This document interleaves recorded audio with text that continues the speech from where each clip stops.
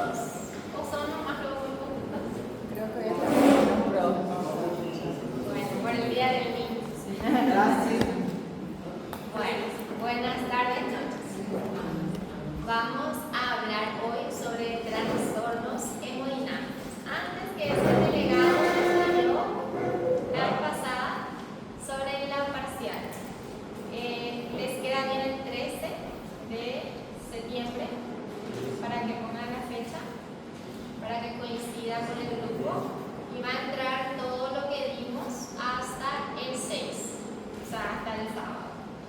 Hoy nosotros vamos a hablar sobre trastornos hemodinámicos. La próxima clase vamos a hablar sobre inflamación aguda y crónica. Y la penúltima sobre reparación celular. Y hasta ahí entraría para la primera parcial. ¿Ok? Son preguntas de opción múltiple, así que no se preocupen. Pregunta y respuesta. Está nervioso. Lo analizar. Bueno, entonces vamos a iniciar con la clase de trastornos hemodinámicos, ¿verdad? Los trastornos hemodinámicos son unas alteraciones que se producen en el organismo a consecuencia o a causa de otras patologías. En sí no son una patología, sino una consecuencia de alguna alteración que haya ocurrido en ella. Entre ellas tenemos al edema o derrame, la hiperemia y congestión, porque no es lo mismo, son parecidos, pero no lo mismo. La hemorragia, que consiste en la extravasación de la sangre del espacio intravascular hacia afuera, la trombosis y el embolismo, el infarto y shock. Esos constituyen los trastornos hemodinámicos. Y empezaremos a hablar sobre el edema. El edema es la salida del líquido plasmático del espacio vascular hacia el intersticio. Fisiopatológicamente hablando, nosotros tenemos dentro la sangre está constituida por células y un líquido que se llama plasma, ¿verdad? Ese plasma a su vez está constituido por proteínas y minerales y electrolitos, ¿verdad? Entre las proteínas tenemos la albúmina, por ejemplo, que es una proteína que se encuentra en el plasma. Y la albúmina tiene una función muy importante porque determina la presión coloidosmótica del plasma, ¿verdad? Eso es un factor determinante y otro factor es la presión hidrostática, ¿verdad? Entonces, tiene que haber un equilibrio entre la presión hidrostática y la presión coloidosmótica del plasma para que ese líquido plasmático pueda fluir sin extravasarse al espacio intersticial. Cuando hay un desequilibrio entre la presión hidrostática y la presión coloidosmótica del plasma, el líquido plasmático sale del espacio para afuera, sale al intersticio. Y a eso se lo conoce como edema. Las causas del edema son múltiples, ¿ok? Fisiopatológicamente hablando, una causa es la que les estoy explicando ahora. Un aumento en la presión hidrostática o una disminución de la presión coloidosmótica del plasma puede producir un estado de edema. También se tiene aquí en cuenta la permeabilidad vascular. Los vasos sanguíneos tienen unas células denominadas células endoteliales. Estas células endoteliales están unidas unas con otras. Cuando existe un proceso inflamatorio, estas células se separan esté permeable. Entonces, el líquido intravascular se escapa a través de ese endotelio permeado al espacio intersticial. Eso también genera un estado de edema. Entonces, el edema es el escape del líquido intravascular al espacio intersticial. Eso es el edema. En fisiopatología hablaron ya sobre el edema. Superficial. ¿Todavía? Superficial nomás, sí, nomás. Lo básico, lo que era, nada muy profundo.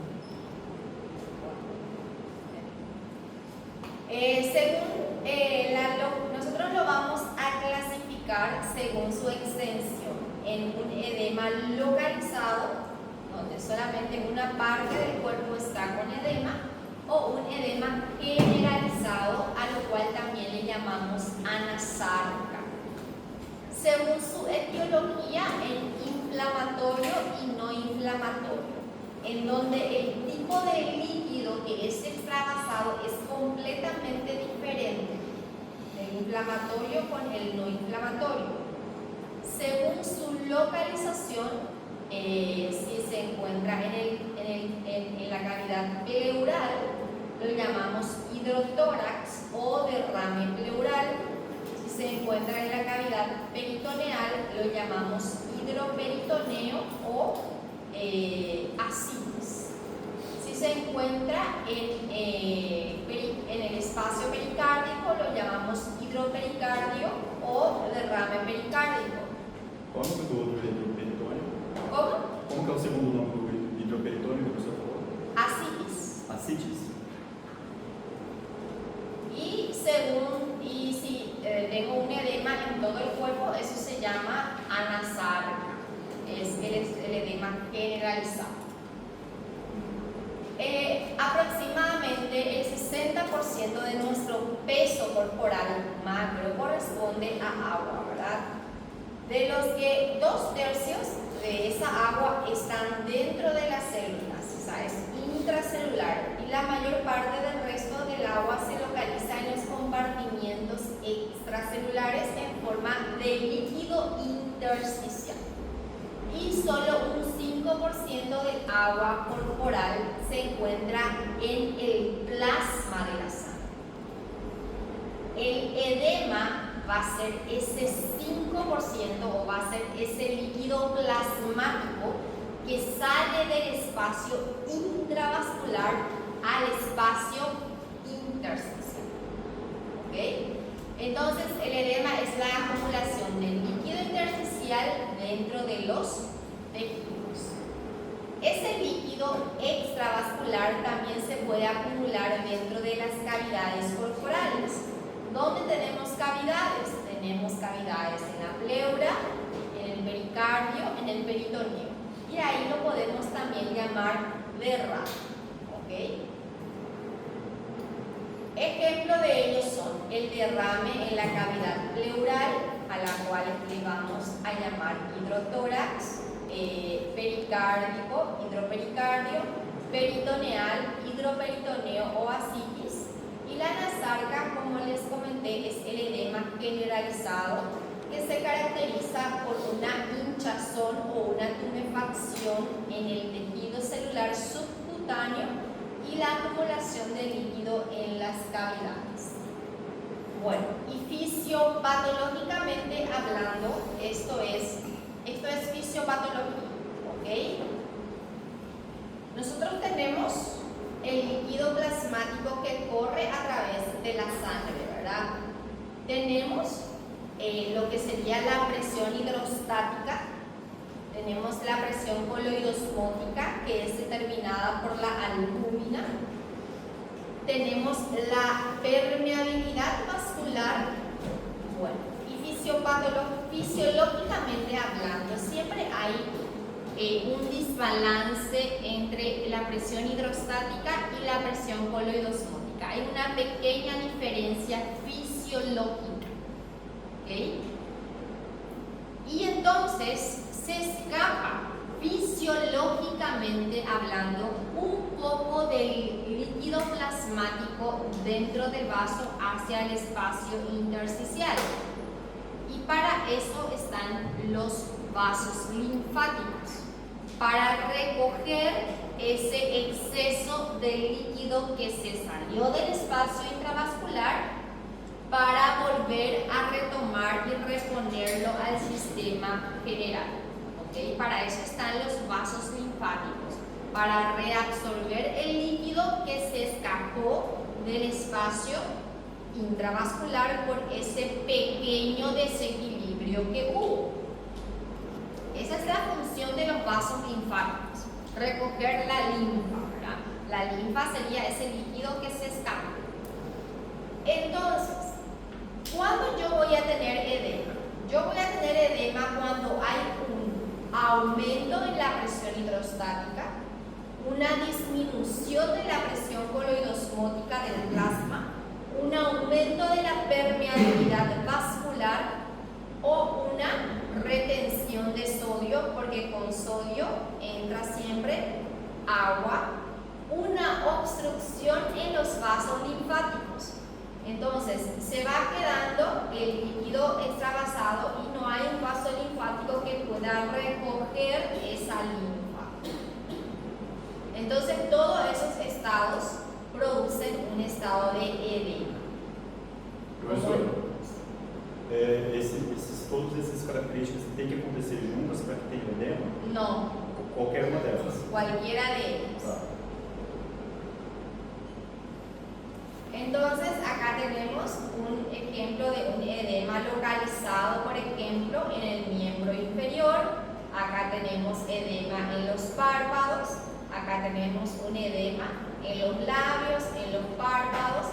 Acá tenemos un edema en la cavidad peritoneal que se llama ascitis. Y acá tenemos un edema en un miembro inferior.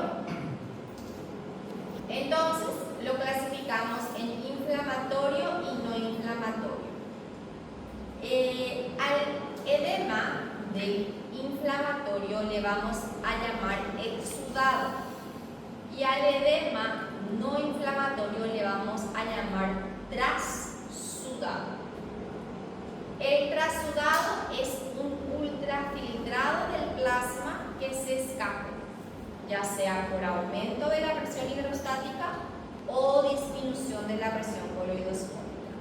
Va a ser un líquido claro, pobre en proteínas, con una baja densidad, inferior a 1.012. Sin embargo, el edema inflamatorio va a ser un edema rico en proteínas con alta densidad, porque el endotelio, cuando ocurre un proceso inflamatorio, las células endoteliales se separan y aparte de salir el líquido, sale también mucha proteína, o sea, en este caso la albúmina se escapa.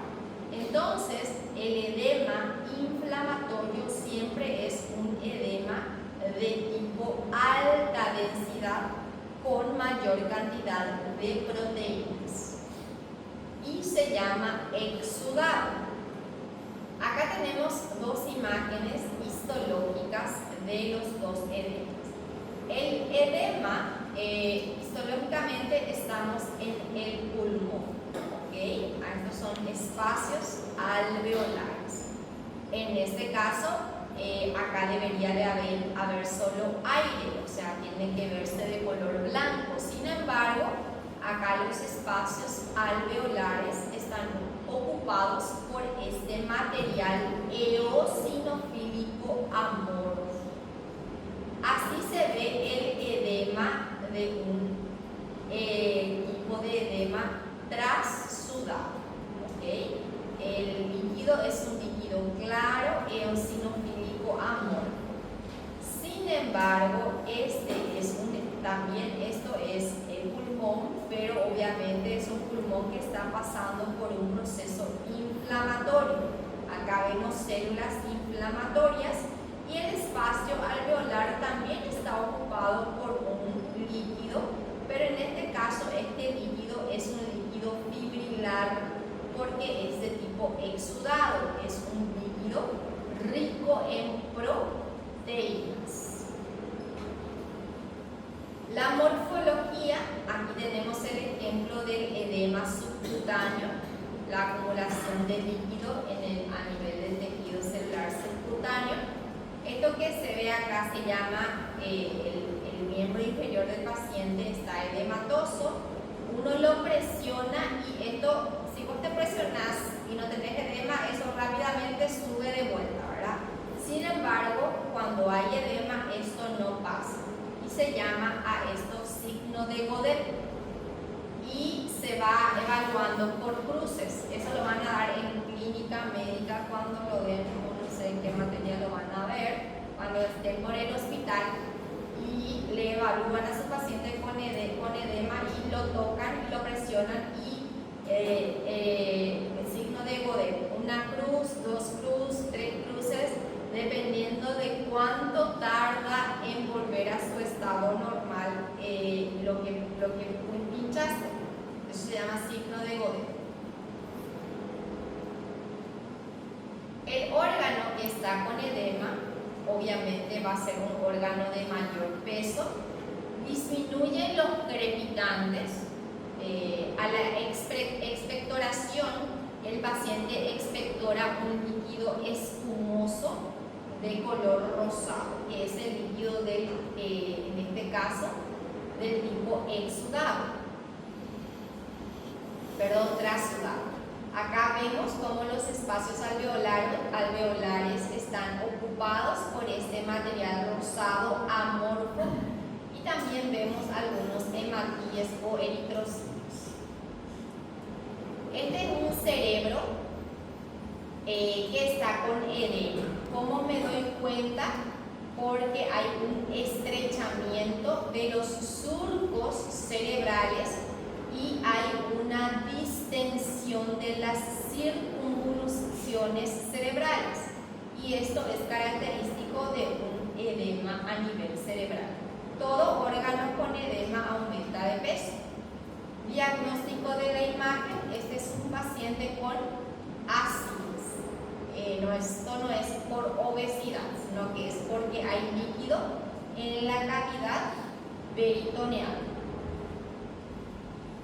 Hablemos ahora de la hiperemia y la congestión. Ambos estados consisten en que hay una mayor concentración de sangre dentro de los tejidos, o sea, un mayor volumen de sangre en los tejidos, pero son procesos diferentes.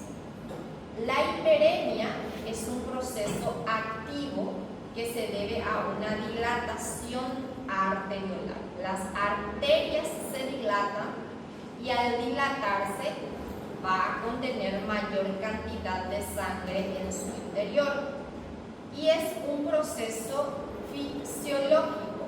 Por ejemplo, cuando practicamos algún ejercicio de fuerza, cuando alzamos pesa, nuestros músculos sufren un proceso de vasodilatación arteriolar y se denomina a eso hiperemia. Incluso si se fijan, no sé si alguien entrena, si se fijan en el músculo que está con hiperemia, se ve enrojecido, ¿verdad? Porque tuvo un aumento de una vasodilatación a ese nivel. Sin embargo, la congestión es un proceso pasivo. Nosotros tenemos un sistema capilar, ¿verdad? Tenemos el venoso, primero la arteriola, termina en el capilar y del capilar sale la vena, ¿verdad? La vérula postcapilar. Bueno, ¿qué es lo que ocurre en una congestión? Ocurre que la sangre tiene que seguir su círculo, pasar de la arteria al capilar y del capilar a la vena, pero hay una obstrucción a nivel venoso, entonces la sangre retrocede porque hay un obstáculo, y eso se llama congestión vascular. En la hiperemia, la sangre que está dentro de los vasos es una sangre oxigenada, porque es por vasodilatación arteriolar. Sin embargo, en la congestión, la sangre que tenemos ahí es una sangre desoxigenada, porque ya es la sangre que tuvo que irse al sistema venoso, pero el sistema venoso fue incapaz de atraer esa sangre porque hay un obstáculo que evita que la sangre siga su circulación.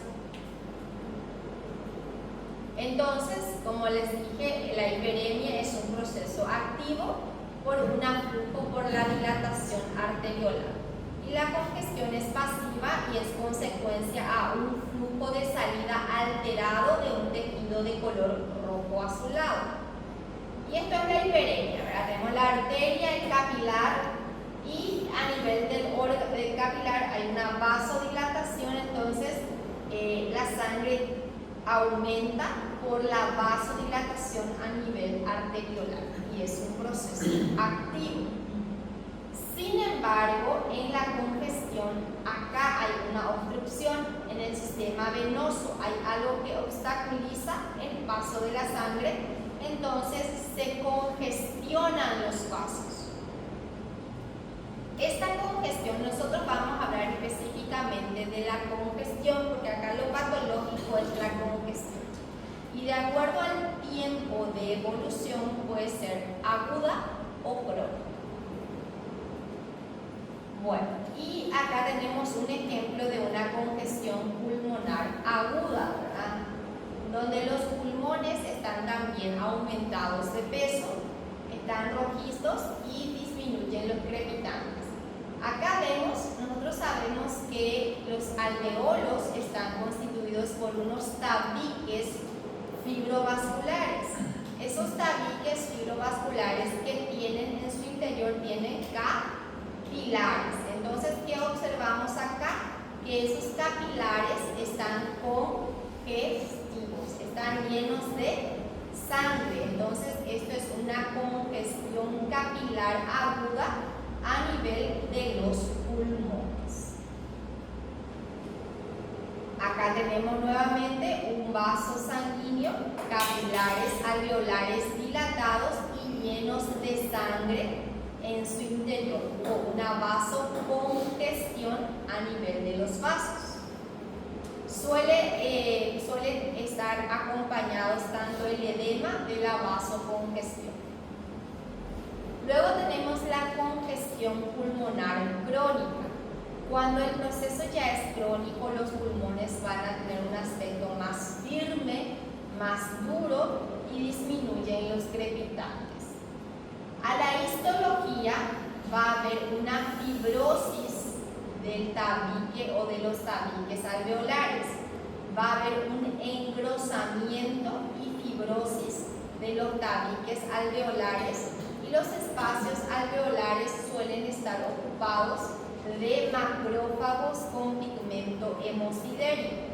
Entonces, en una congestión pulmonar crónica vamos a ver septos engrosados y fibrosados y puede haber hemorragia alveolar focal con numerosos macrófagos con pigmento hemosidérico. Acá podemos observar nuevamente la congestión a nivel de los capilares y acá los macrófagos con el pigmento hemosidérico que también se llaman hemosiderófagos. Acá tenemos nuevamente, esto es una imagen de una congestión pulmonar crónica donde vemos el engrosamiento del tabique alveolar, la fibrosis y los espacios alveolares llenos de macrófagos con pigmento hemosidérico. Luego tenemos la congestión hepática aguda. La congestión hepática aguda consiste también en la congestión de los vasos del hígado. Este sería un hígado normal y este sería un hígado congestivo. Se ve más rojizo y también el órgano está aumentado de tamaño. En la congestión hepática aguda se produce una dilatación de la vena central y los espacios sinusoidales. Se produce una degeneración hepática central. Los hepatocitos aquí están degenerados. Se le llama balonización hepática. Los hepatocitos periportales, que están cerca de la tríada portal, están mejor oxigenados, por ende están normales. Sin embargo, los hepatocitos que están cerca de la vena central van a sufrir de una hipoxia. Luego tenemos la congestión pasiva crónica hepática, ¿verdad? Aquí vamos a tener el famoso hígado en nuez y moscado. El aspecto macroscópico del hígado va a ser áreas rojizas con áreas grisáceas. Las regiones centrales de los lóbulos hepáticos tienen un color rojo y levemente deprimidos, producido por una necrosis centrolobular. Los hepatocitos que están cerca de la vena central van a sufrir una necrosis coagulativa. Sin embargo, los hepatocitos que dependen de la tríada portal van a estar conservados. Y esa área de hepatocitos necróticos con hepatocitos vivos genera ese cambio de color en el hígado. Y hay áreas blanquecinas y áreas rojizas. Entonces, eso genera el aspecto de hígado de nuez y moscado. Bueno, entonces, acá podemos observar. Esto es la vena central. Acá tenemos otra vena central. Todos los hepatocitos que dependen su oxigenación de la vena central van a estar necróticos. Sin embargo, los hepatocitos que dependen de la tríada portal van a estar vivos. Y esa alternancia, mejor dicho, entre hepatocitos vivos y hepatocitos necróticos genera este aspecto del hígado en nuez y moscado. Y esto sería una congestión hepática crónica. Acá vemos a mayor aumento el aspecto del hígado en nuez y moscado. Y a la histología, entonces, acá tenemos la vena central, los hepatocitos que están alrededor de la vena central que han sufrido la necrosis y los hepatocitos que dependen de la tríada portal están conservados. ¿Cuál es la causa de la congestión crónica hepática más conocida? Acá hay que pensar un poco en la anatomía y la fisiología, ¿verdad? Las venas centrales se juntan en una vena única y luego esta vena única va y desemboca en la vena cava inferior. La vena cava inferior luego tiene que ir y desembocar en la aurícula derecha, ¿verdad? Eso es lo que tiene que ocurrir. Si yo tengo una insuficiencia cardíaca derecha, es decir, un corazón que es incapaz de recibir la sangre que le está viniendo, esa sangre va a volver a retroceder. ¿Y dónde va a ir? Al hígado. Por eso es que cuando hay una insuficiencia cardíaca derecha, vamos a tener una congestión hepática. Y lo mismo ocurre en el pulmón. Si yo tengo una insuficiencia cardíaca izquierda, yo voy a tener una congestión pulmonar. ¿Por qué? Porque del pulmón que salen las 4 venas pulmonares que tienen que ir y desembocar en la aurícula izquierda. Si yo tengo una aurícula incapaz de recibir la sangre porque yo tengo una insuficiencia cardíaca izquierda, entonces la sangre que viene del pulmón va a volver a irse al pulmón porque hay un obstáculo. Entonces eso genera una congestión congestión a nivel pulmonar. Entonces, la congestión hepática es debida a una insuficiencia cardíaca derecha y una congestión pulmonar es debida a una insuficiencia cardíaca izquierda. Es pensar nomás cómo funciona.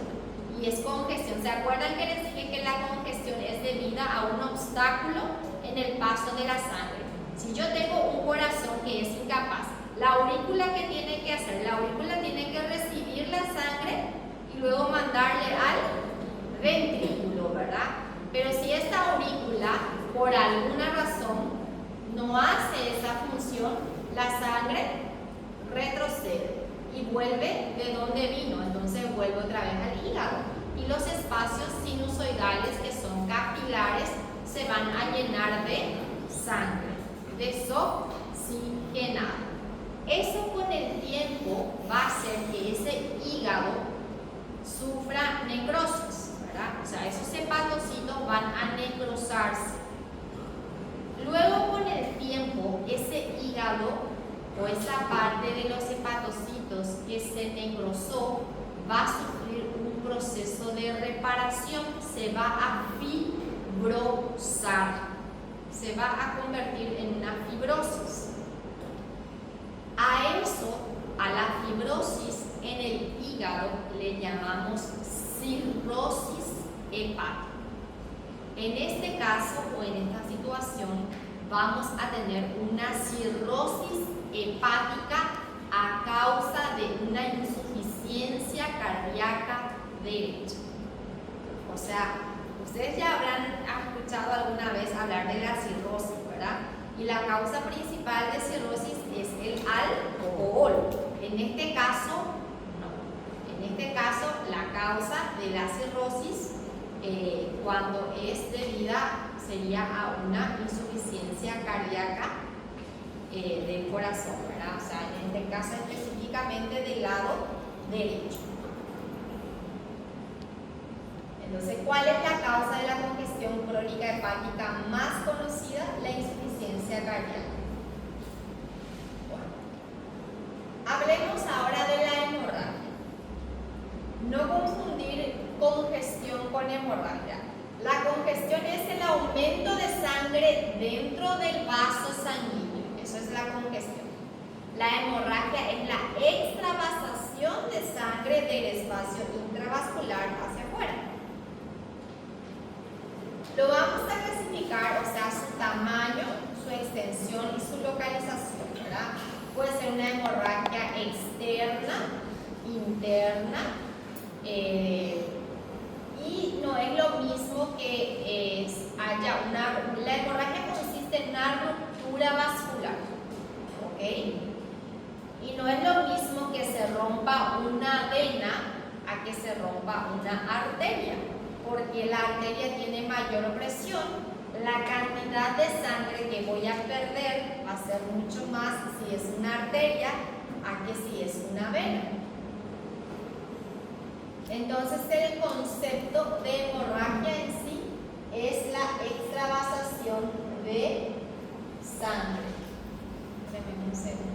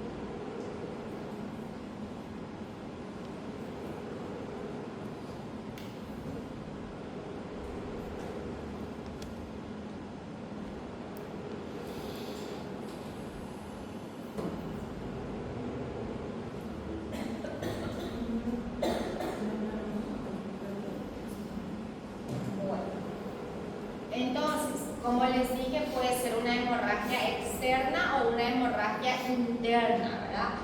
Esto, por ejemplo, sería un hematoma que está por debajo de la ungueal, entonces subungueal, ¿verdad? Este es un hematoma que está por debajo del periósteo, un hematoma subdural, ¿verdad? Y no es lo mismo sangrar acá que sangrar acá. Este no te va a matar, este sí te va a matar.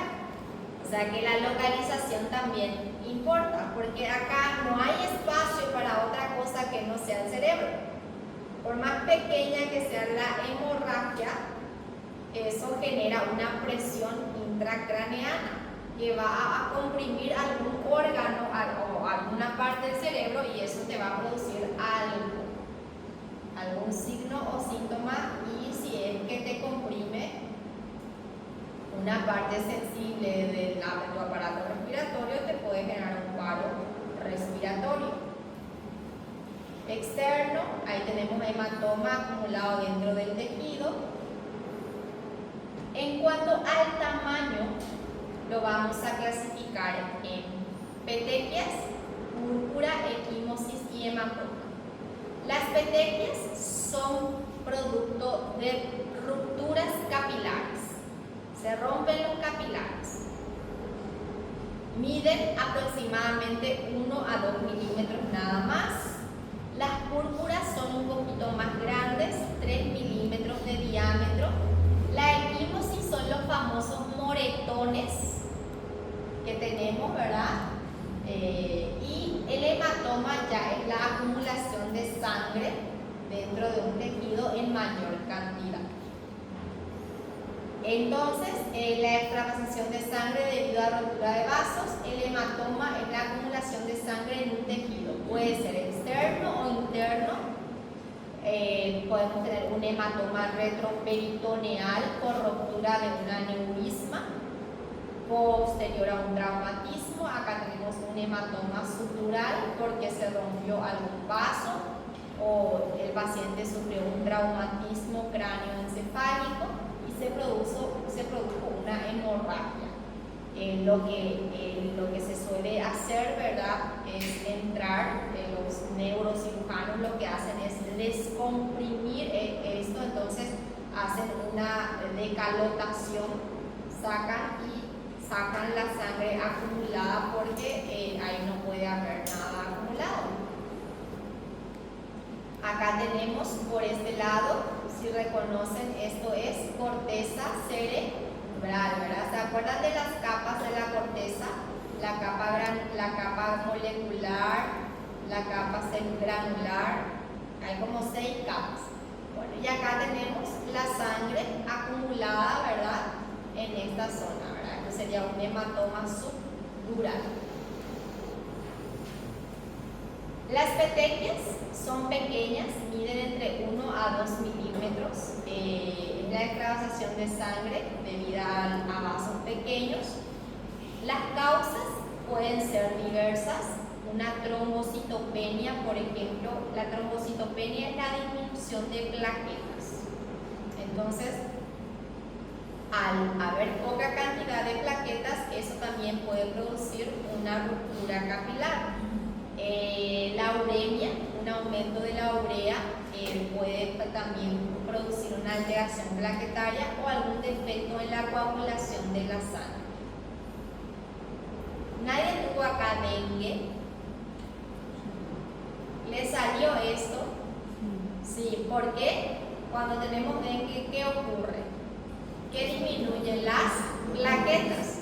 Entonces, debido a esa trombocitopenia, tenemos las petequias y es la parte más complicada. Algunos dicen, me estoy curando, ya me salió esto. No, es la parte, estás pasando por el momento más crítico, estás sangrando, ¿entendés? Por la trombocitopenia. La púrpura es prácticamente lo mismo, pero son más grandes. Las causas casi son lo mismo. Y acá también se produce mucho la fragilidad capilar. Los abuelitos, si se fijan en las personas de edad avanzada, siempre tienen como pequeños pequeñas lesiones en el dorso de la mano, de los pies. Eso es debido a que ellos ya tienen ya una fragilidad capilar. Mismas etiologías que la petequia, puede deberse a traumatismo, vasculitis o un aumento de la fragilidad capilar. Esto ya es una hemorragia masiva, ¿verdad? Acá tenemos una hemorragia intracraneal, ¿verdad? En cualquier parte, mayor acumulación de esto es una hemorragia digestiva alta. Tanto este paciente como este paciente se murió a causa de su hemorragia. O sea, esto ya en la autopsia encontramos esta sangre acumulada aquí, ¿verdad? Y esto es la sangre que se coaguló nomás. Todo esto que ven acá es el estómago. El paciente seguramente tuvo una úlcera o algo, sangró y hizo una hemorragia digestiva alta masiva. Entonces tenemos así como tenemos hidrotórax, también podemos tener hemotórax, que es la acumulación de sangre en la cavidad pleural. Hemoperitoneo, que es la acumulación de sangre en el peritoneo. Hemopericardio, sangre en la cavidad pericárdica. Hemartrosis, la acumulación de sangre en las articulaciones, también podemos tener, o en cualquier localización, ¿verdad? Acá tenemos, por ejemplo, esto es cavidad pericárdica, acumulación de sangre en ella, hemopericardio. Obviamente todo esto fueron las causas de muerte del paciente.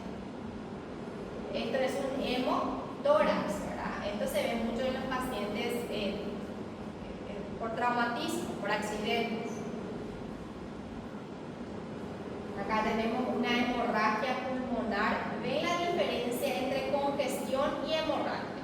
En la congestión los capilares estaban llenos de sangre. Acá ahora los espacios alveolares están llenos de sangre, de eritrocitos. Es una hemorragia pulmonar. Esto que ven acá es la glándula suprarrenal. La glándula suprarrenal macroscópicamente tiene un color, su color normal es un amarillo oro. Así se ve. En anatomía llegaron a ver la glándula suprarrenal. Está el riñón está envuelto por tejido adiposo y en el polo superior del riñón, del tejido adiposo que envuelve al riñón, ahí tiene que estar la glándula suprarrenal. Tiene una forma de cúpula y su color es de color amarillo dorado, normalmente, ¿verdad? Este es una glándula suprarrenal que ya no tiene color amarillo, sino que está rojo porque sufrió una hemorragia masiva. ¿Cuándo ocurre esto? Hemorragia suprarrenal en el síndrome de Waterhouse-Friderichsen. Esto se produce por una meningococcemia. El pacientito, porque se ven pacientes pediátricos, sufren una infección por el meningococo. Luego el paciente hace una septicemia y esto genera, si acá ustedes se ubican en la histología, estos son esto es la corteza renal. Esta es la parte glomerular, acá la parte fascicular, y todos los capilares están extravasados de sangre, ¿verdad? O sea, esto es una hemorragia de la glándula suprarrenal. Obviamente esto es mortal, esto le mata al paciente. Dice, ¿qué observamos en el corte de cerebro? ¿Qué observan?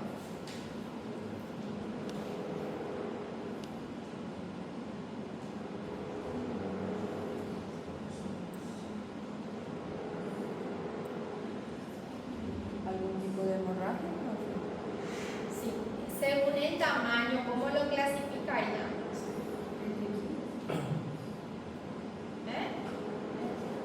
Eso es petequias. Petequia.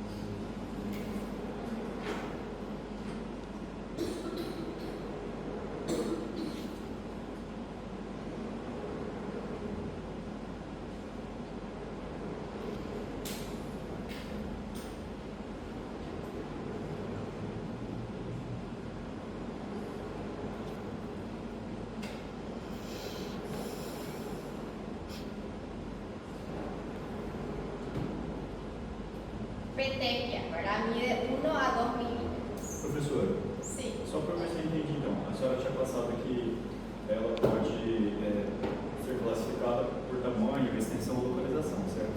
Mesmo as petequias, elas são hemorragia também, de tamanho reduzido, Solo que el tamaño es reducido. certo? El otro sería un hematoma, eso que les mostré, y esto sería petequias. Sim, senhora.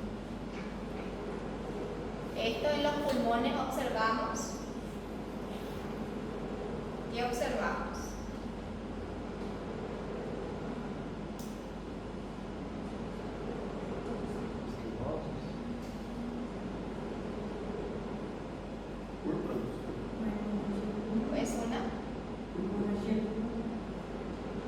Es una hemorragia.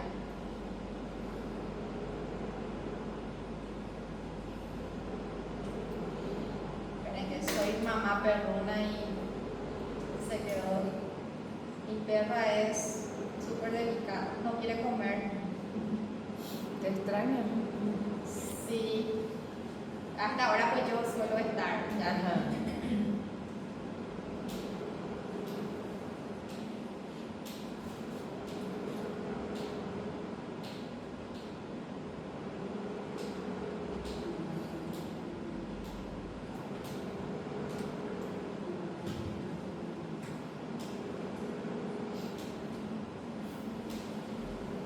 Es una hemorragia pulmonar.